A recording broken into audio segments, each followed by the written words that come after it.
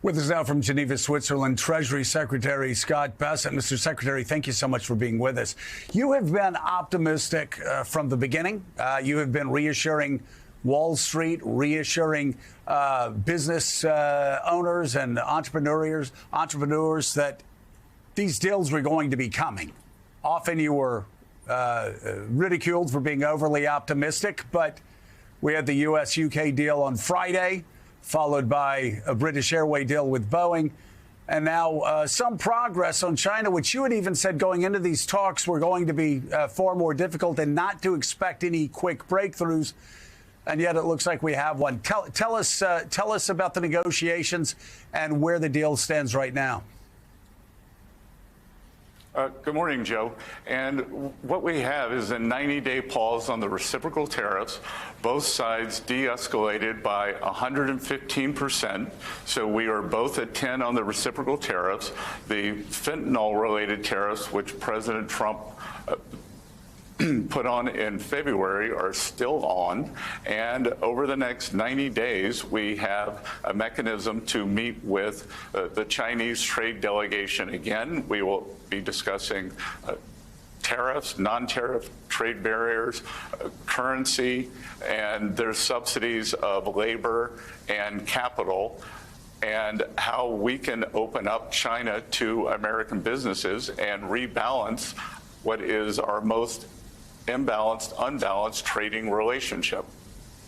Now, Mr. Secretary, as you know far better than I do, in past years, even for those business leaders and economists who opposed tariffs, there was always sort of a caveat.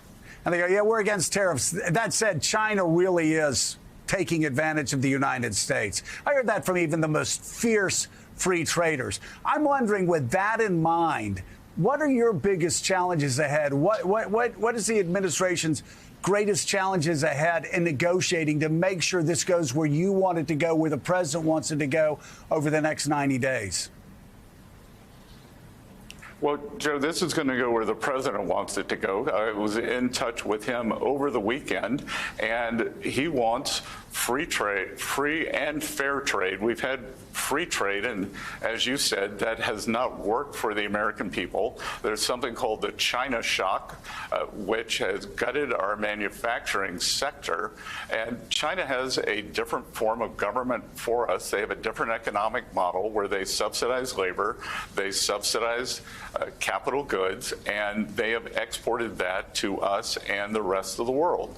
We have put up tariffs to push back on that, so it will be a matter of what is the equilibrium level on tariffs, and also getting China to open their markets for American companies, because China actually has a low tariff regime, but it is the non-tariff trade barriers that can be the most difficult to overcome. So we will be focusing on the non-tariff trade barriers and the subsidies, and the idea that China can become more open to American business, and the things that are sold into the U.S. Can not have the same level of subsidy.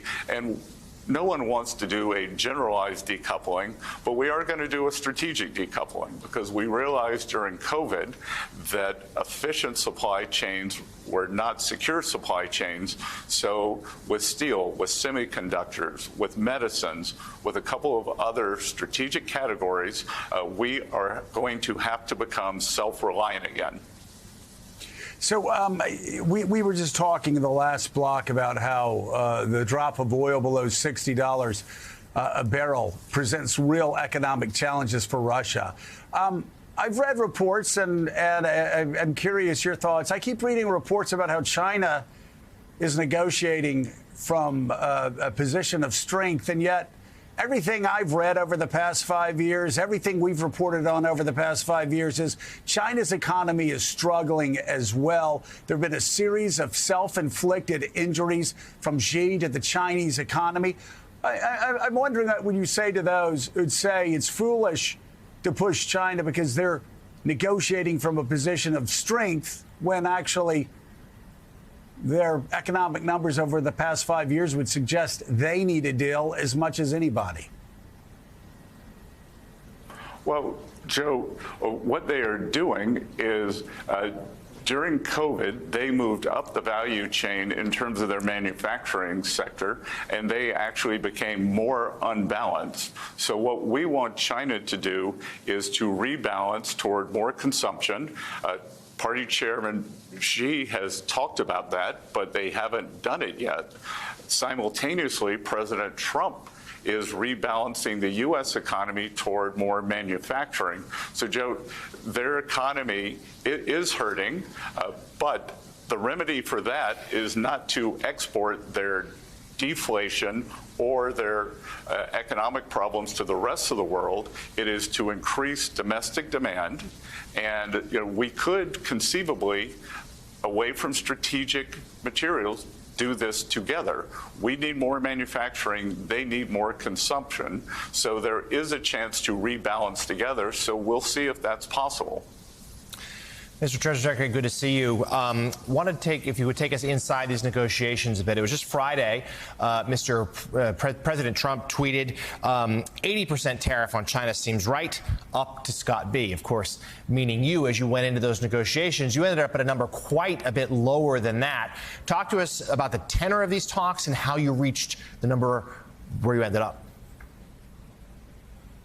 Well, the tenor of the talks is very much similar to the relationship at the top of the two countries.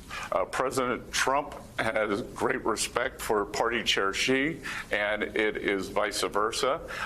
They have spoken often, and in fact, President Trump reached a fantastic trade deal in January 2020 under Party Chair Xi's leadership. That was discarded by the Biden administration, and we are trying to get back to that. The vice premier, who was my Chinese counterpart, came. The talks were firm and highly they engaged.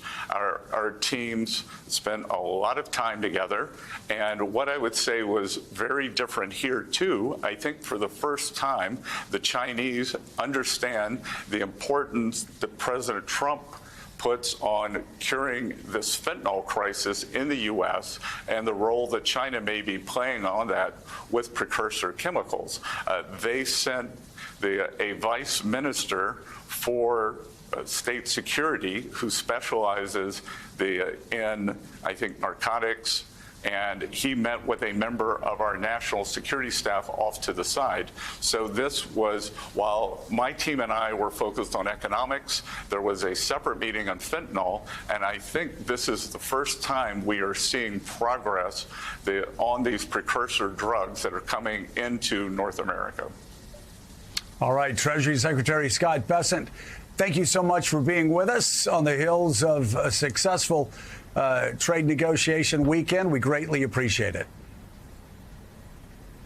Good. Thank you.